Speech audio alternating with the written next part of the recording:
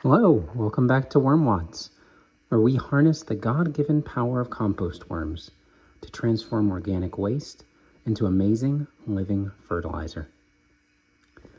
Today we're back in one of our red wiggler bins. This is our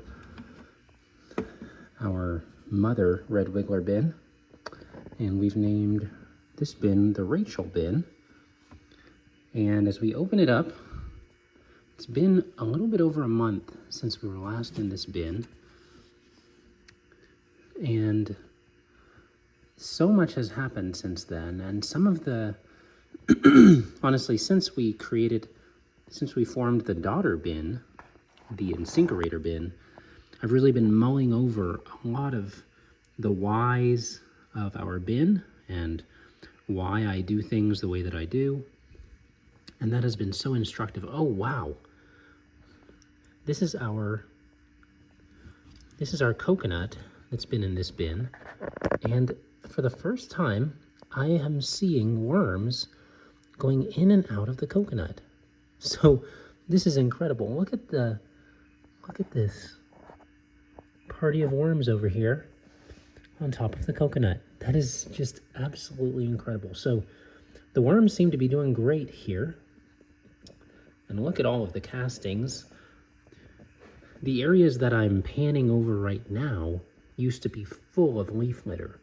And so the worms and the sow bugs, I cannot forget them. They have been an incredible part of this bin and have contributed enormously. But between those organisms and maybe some others here, probably some earwigs and things like that, they have really broken down this bin incredibly. And so it's really something to see. It's quite a sight to see. And I'm just gonna go ahead and dig down over here and see what we're looking at. Look at, we got some worm activity right there. The castings feel pretty good. They're not super, look at that. That is fantastic. Look at these castings. Not super gummy and mucky, which we've had in some of our bins. And I think that part of that is just due to wow, I'm really, really happy with where this bin is. But I think some of it is due to the material that we've put in here. The leaf litter has really helped. Has not gotten super soggy. I will acknowledge that we need to dig into the corners a little bit more. That's something that I purposed to do a little bit more since having had one of my bins get mucky in the corners. And even in these corners, this is very reasonable. Not super nasty. So I'm really liking what we're seeing down here. It is a little bit more compacted, but it breaks up just fine. So I'm really liking where this bin is. And wow, look at all of the sow bugs. I'd like to give them a shout out because they have been massive contributors to this bin. And before they all leave or run out of the bin, we're gonna have to feed them some. I'm sure that they're probably helping in the breakdown of this burlap sack, this jute material. But man, I wanna reward them for all of their work. So we'll definitely get to that in a little bit. But this is just fascinating to watch. I love this bin and just being in here, especially after all of the toil of trying to actually get red wigglers. So, and here they are, and they're thriving in the bin. Look at, we've actually got, sorry, I'll get my finger out of there. There's a red wiggler there.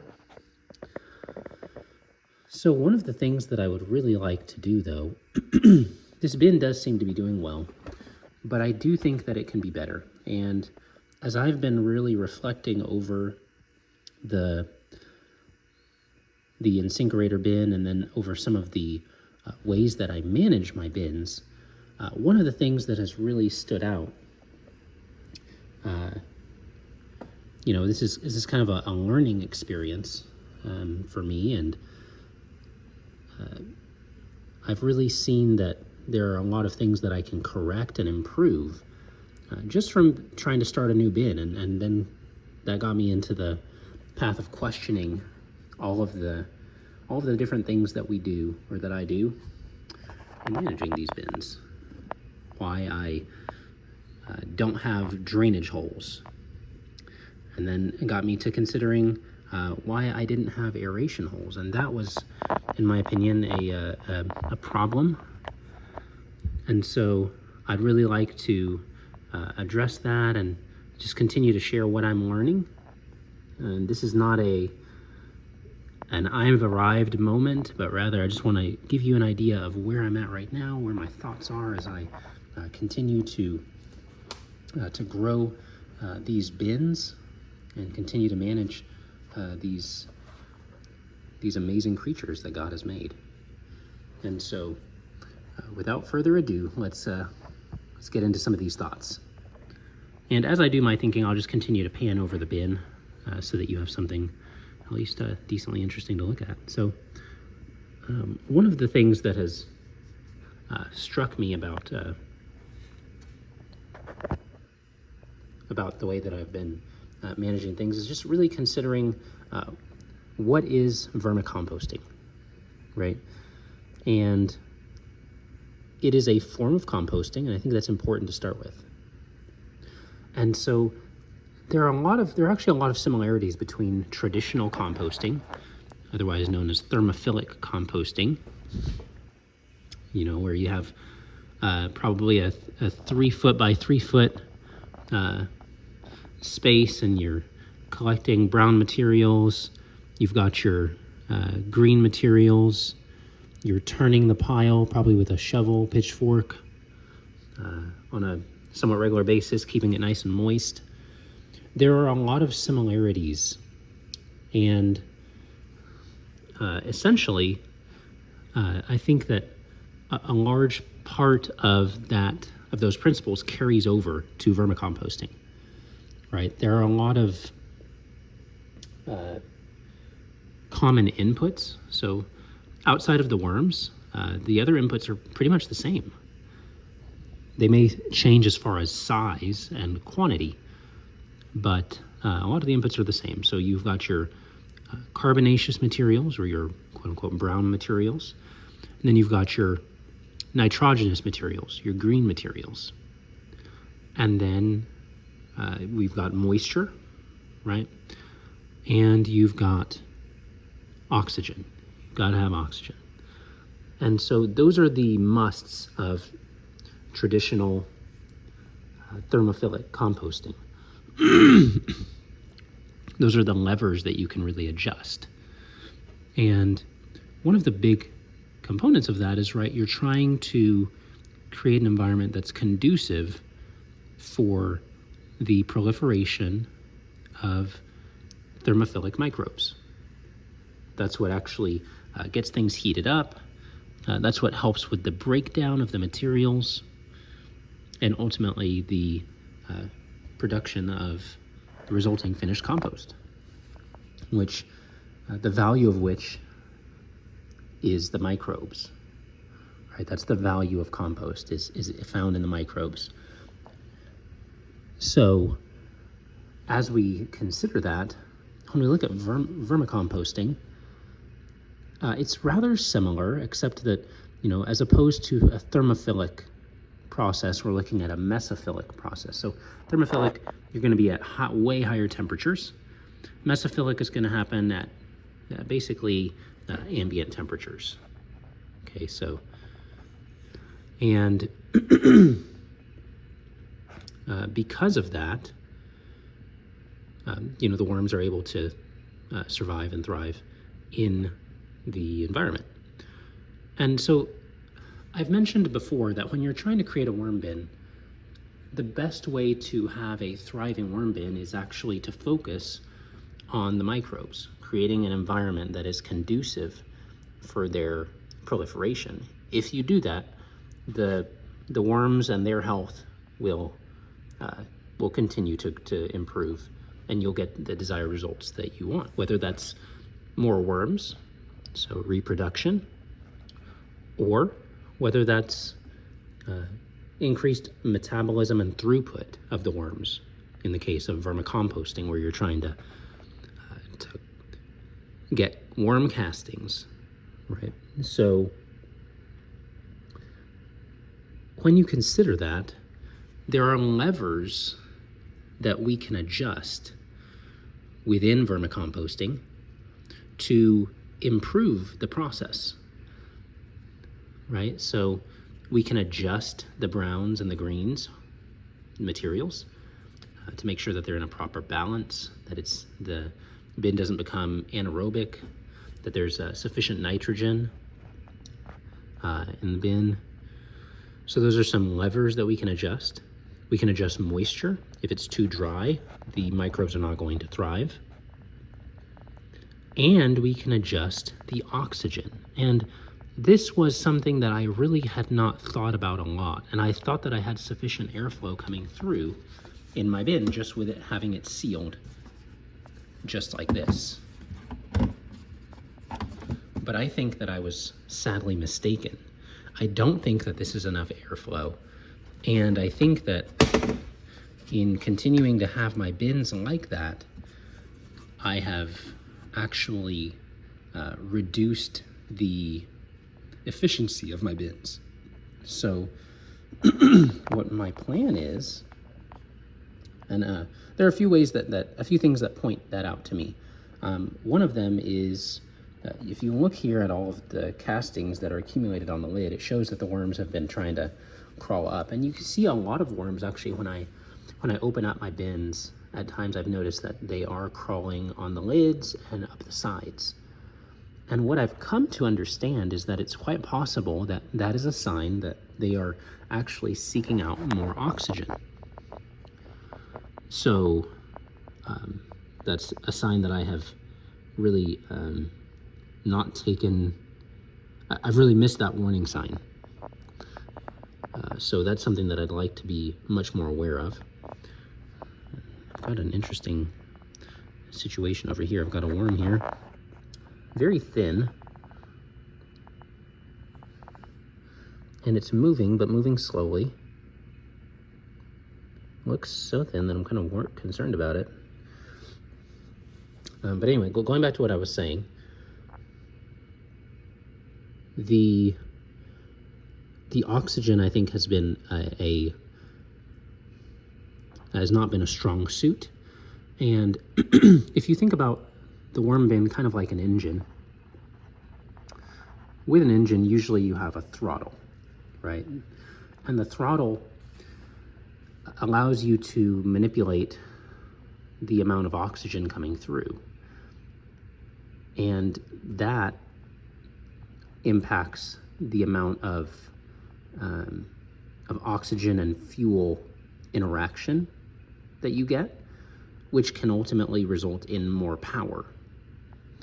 And so I think that my bins have been operating at a less than optimal status because they have not been properly aerated. I don't think that I've been giving the worms as much oxygen as I could. And so I think that they've been thriving the best they can in the conditions that I've provided. But I don't think that these conditions are quite optimal.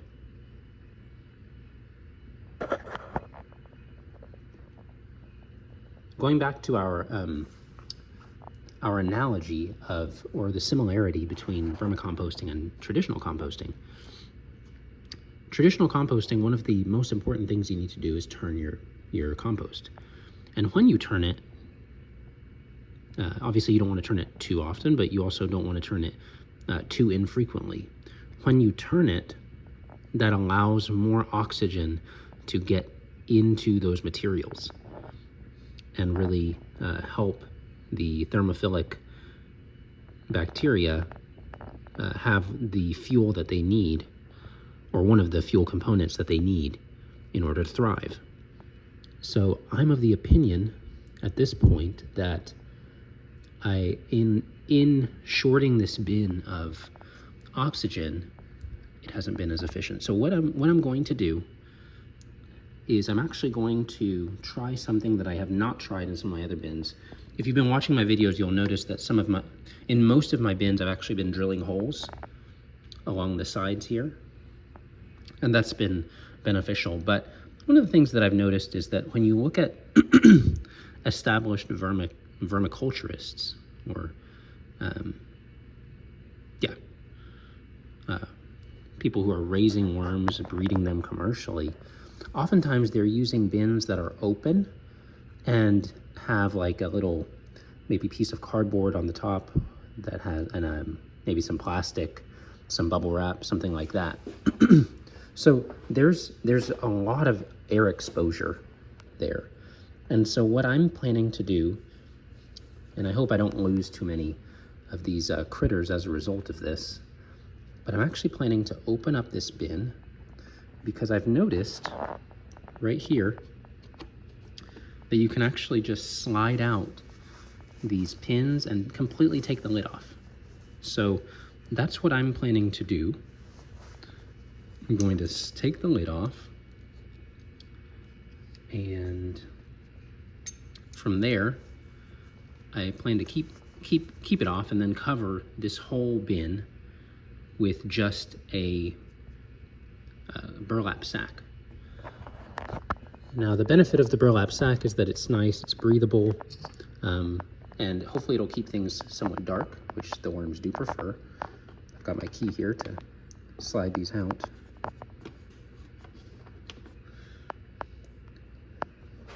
But my hope is that this will increase the efficiency of my bins. So I'm very excited about this experiment and about what I'm learning so far. I hope that you're able to follow my analogy regarding the engine and how this worm engine could be more effective. And that wasn't really something that I had considered.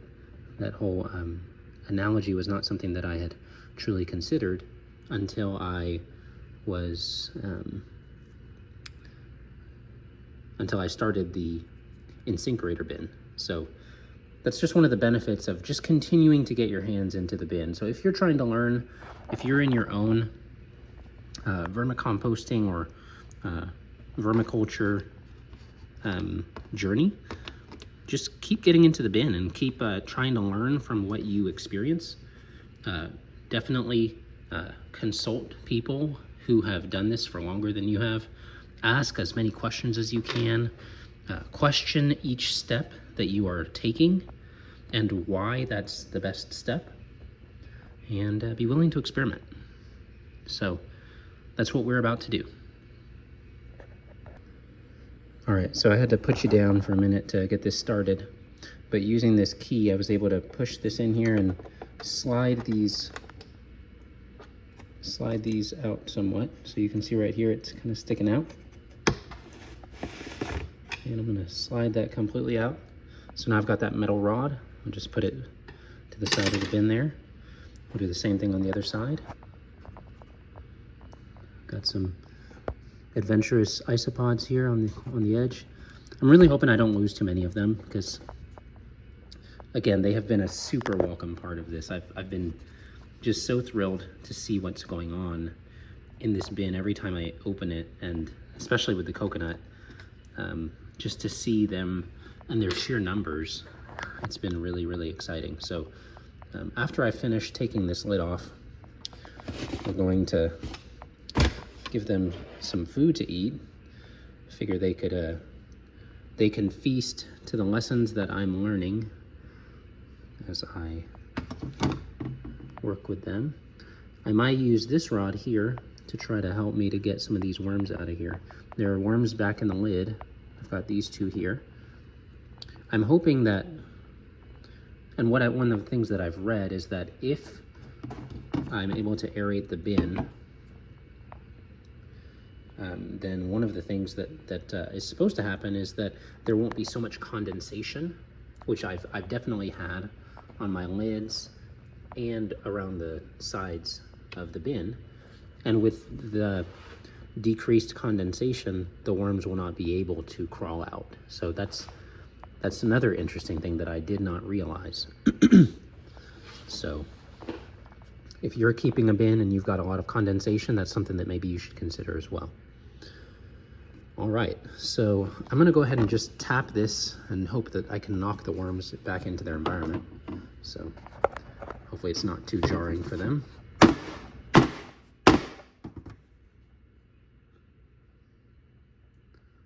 And I think I was successful.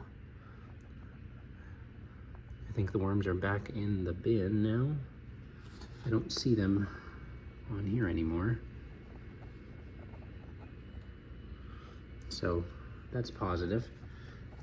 And one of the neat things about this experiment that we're trying by taking off the lid is that it's easily reversible. I can easily go back. So one of the beautiful things about this this tote, I can easily go back and put the lid back on. So this is not an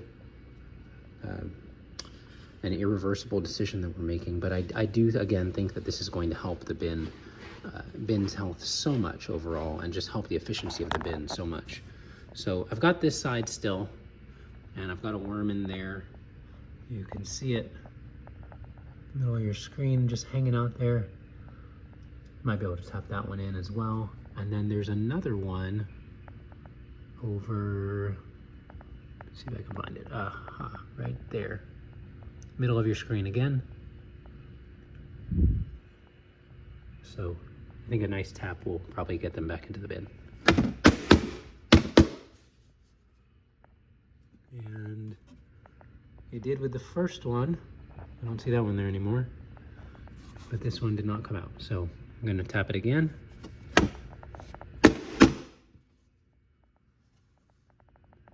And I think we got that one too. So I hope that doesn't disconcert our bin mates too much. I'm trying to find where the worm fell to, but I'm struggling to see it.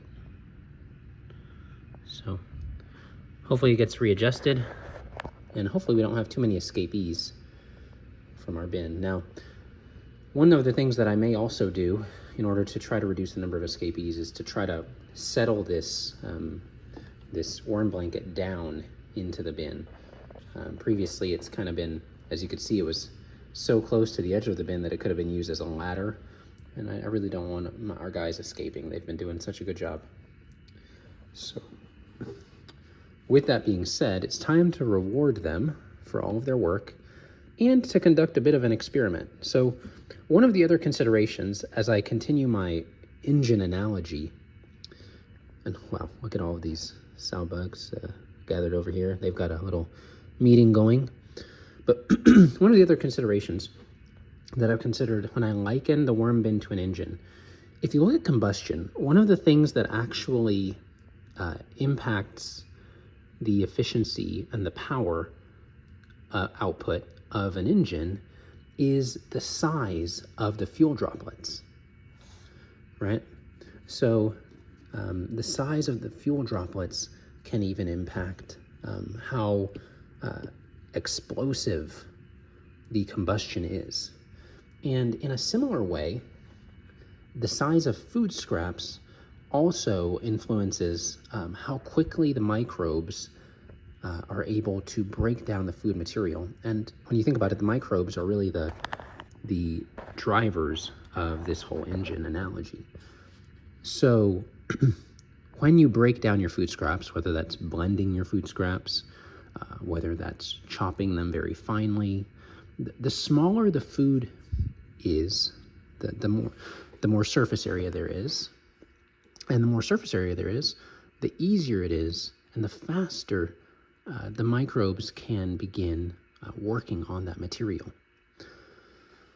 So that's another thing that I've been thinking about and considering is how am I going to prepare my food scraps to increase the efficiency of my vermicomposting engine. And so we're going to conduct a simple experiment. It's not I don't have the best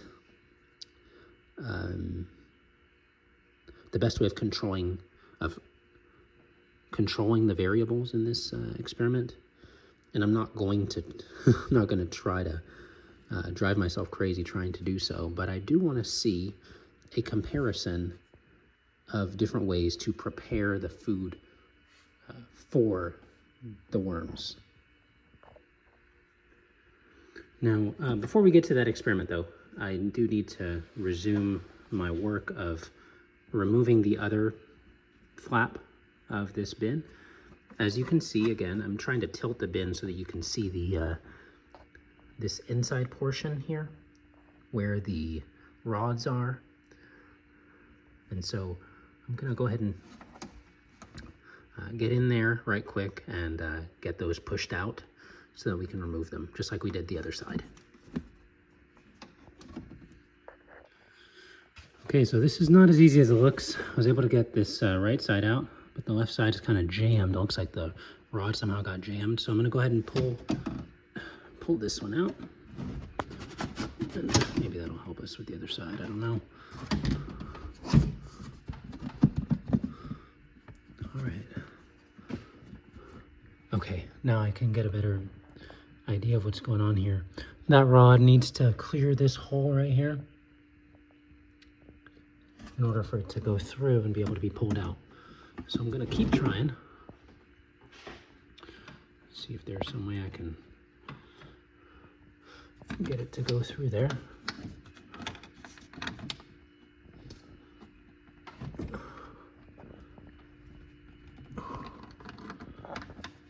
All right, we've got it right up against the hole.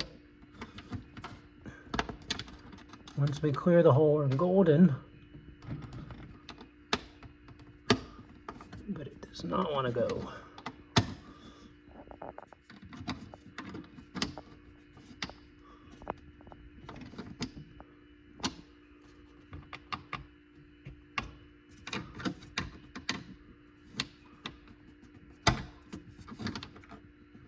All right, well, for what that's worth, I will leave that alone.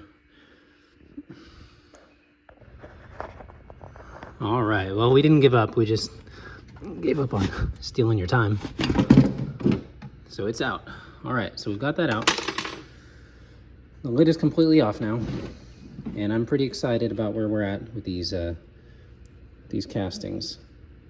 So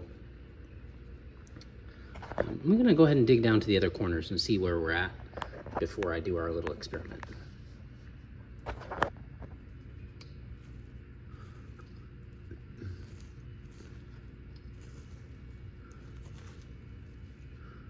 Oh, we got some leaves down here, and we got some worms, and we've got a black soldier fly larva. Pretty cool.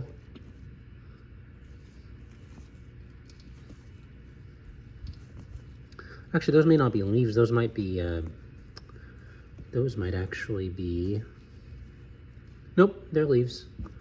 So we've got some leaves down there. Yeah, so far so good. It's really nice. Not too difficult to dig through. Doesn't really stick to your fingers too bad.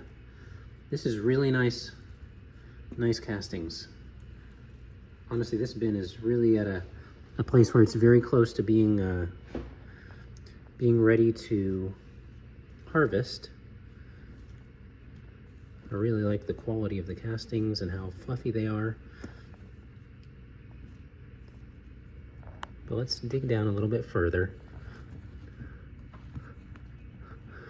Because down here we've got, what is this? Goodness, we've got sticks in here.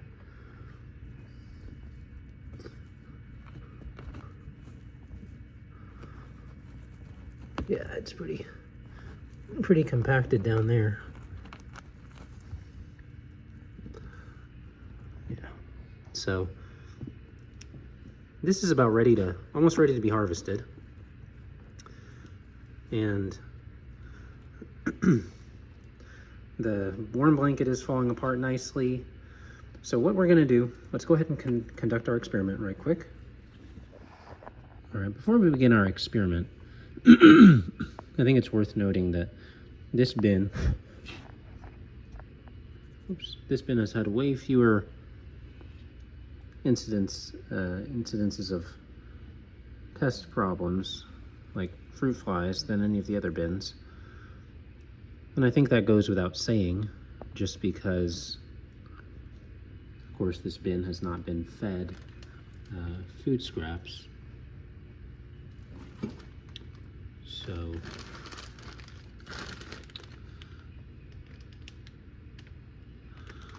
we're going to go ahead and change that because in our experiment, we're going to be comparing the difference between frozen food scraps and fermented food scraps. So on one side, I'm going to put the fermented ones. On the other side, I'll put the frozen ones.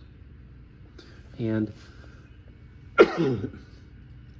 one of the main differences between these two, so frozen fruit scraps, the reason that you freeze your produce food scraps is because in doing so, when the water expands, as water does when it freezes, it bursts the cell walls and of the produce matter, and when it thaws subsequently, when it's added to the bin, because the cell walls are bursted open, it makes it easier for the microbes to access the inside contents of the produce. Whereas fermenting obviously is going to involve microbial breakdown, some microbial digestion of the food material. So we're going to compare which of these breaks down faster. So I'm going to dig down over here, and we're actually going to be using, for the fermented stuff, we're actually going to be using this batch here that you may remember if you watched our our episode on ferment with me, and I fermented some potato peel. So we're going to go ahead and set that in here. I'm going to dig back some of the castings, and I'm going to try to bury it down a fair bit so that it can be buried and not bring about too much bug interest. So I've dug back a fair bit. Now let's add the food. All right, now for what it's worth, this actually smells kind of sweet, I think. That'd be the best way to describe it. The smell has definitely changed, and there was a bit of a fizzy release when I opened this up, so I'm really excited to see it and see what goes on with it here. Let me focus in so you can see what I'm actually showing you. So those are the fermented potato scraps. We fermented them with whey. Very exciting to see that they seem to have broken down to some degree, or at least fermented. Gonna cover that over. Do the best we can to cover that up so that we don't get a whole bunch of pest problems. All right, so that's covered up there. And now on the other side, let's go ahead and put the frozen scraps. I'm gonna dig a similar trench on the other side. You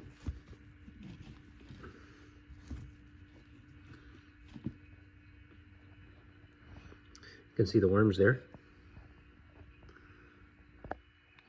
Now this bag does contain a little bit of citrus, so I'm going to avoid that and try to stick with just the potato scraps.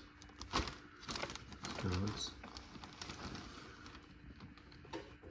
pull that out and toss that in there.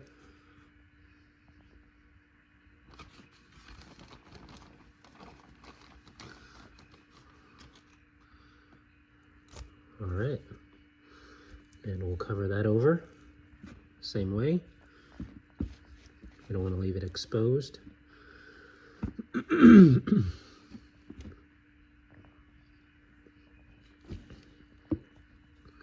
All right, so it looks well covered.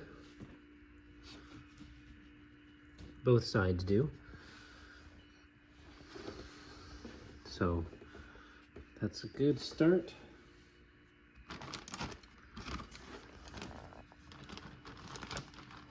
I actually have more of the frozen potatoes. I'm gonna go ahead and dig that back down, see if I can get some over there.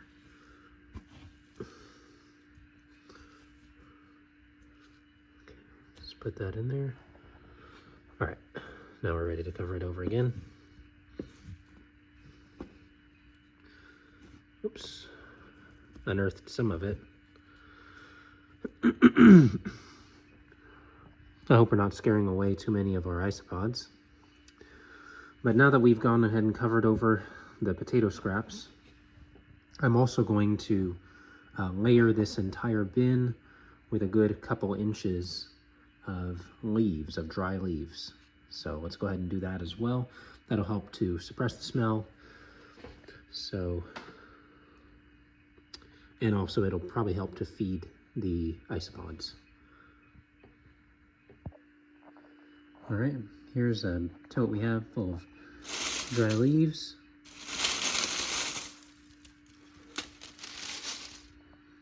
Just toss those in there like that. Of course, it would be nice if they had broken down a little bit more, but these are leaves from last fall. So they've been with us about a year.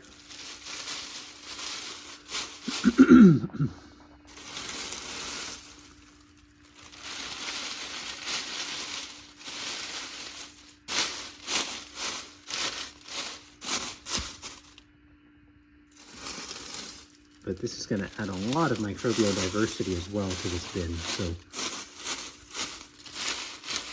at least that's my hope. So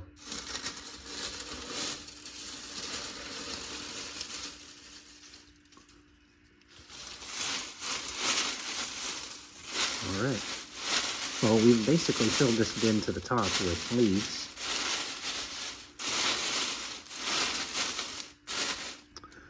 And it would probably be helpful as well for us to add some of our grit. Probably should have added it earlier, to be honest, so that it would have been able to help with balancing the pH lower down in the bin, especially where we placed the fermented potato peels. But we'll do our best to just add it generously to the top here. And I imagine it'll work its way down.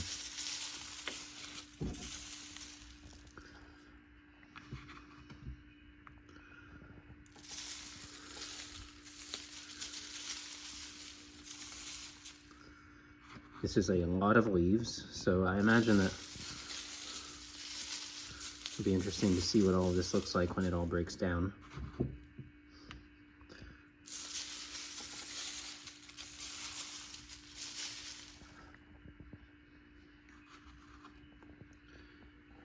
And let's go ahead and moisten the bin as well, especially since we're going to be leaving this bin without a lid.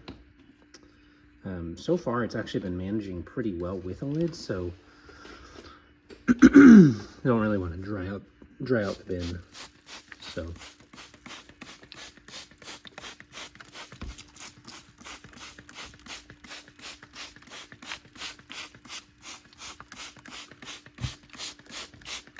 hopefully some of this water will help some of the eggshell to get further down to the lower layers of the bin where we wanted some pH balancing.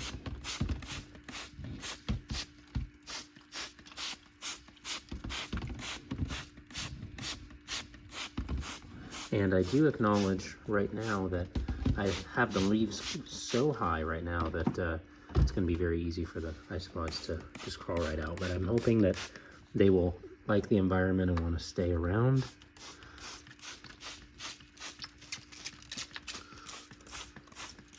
Let's hope that's the case.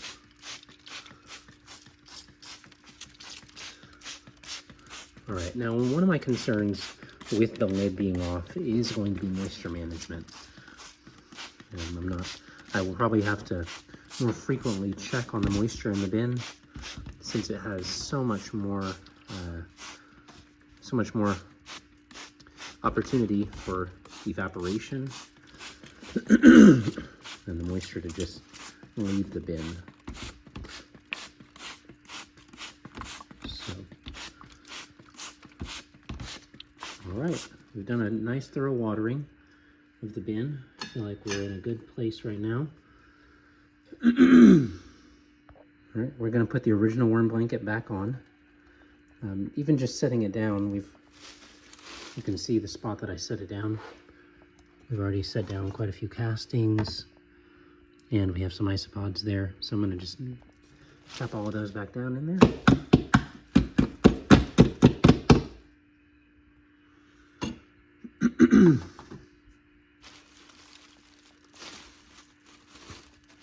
And we're setting down the worm blanket on top of that.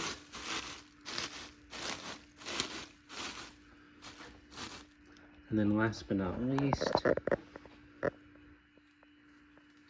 we're going to cover it all with a fresh worm blanket.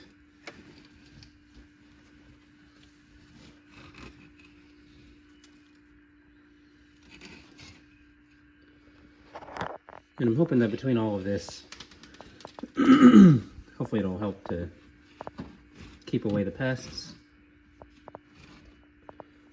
This is definitely more aeration than even with the 2 worm blankets, this top one and then the one inside, that's way more aeration than this bin was getting previously. So I'm really hopeful that that will help overall. But yeah, this is our modified bin. So thank you for following along as we considered some of the things that we've learned and how we could apply those. We've taken the lid off of this tote, and this will be the first one that we try this with. If it goes well, we may do the same with others. And it's neat again that we can modify it and maybe readjust it if need be, put the lid back on if we decide that we want to do differently. But I think this is going to work out really well. Thanks so much for watching. Thanks for joining us in the Rachel bin today. And I look forward to keeping you posted on how these changes impact the bin. Thanks for watching. We'll catch you next time.